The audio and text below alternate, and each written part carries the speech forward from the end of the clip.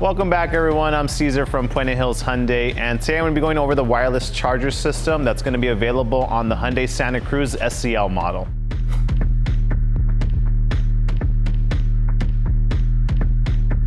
Alright everyone, so we're inside the Santa Cruz now and we're going to be going over the wireless charging pad. That's going to be available on the SCL model and higher.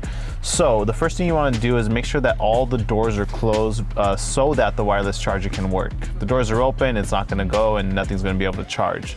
So once the doors are closed, you're just going to grab your phone, place it into the Q charger, and you're going to wait until the red light pops on, and your phone will also open the home screen and let you know that it's charging.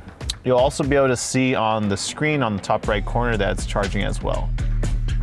Thank you for joining us again, you guys. We do appreciate all the views that we've been getting and all the questions that you guys have been asking about some of our vehicles here. If you can, please go ahead and subscribe, like, comment, and we'll see you next time here at Puente Hyundai.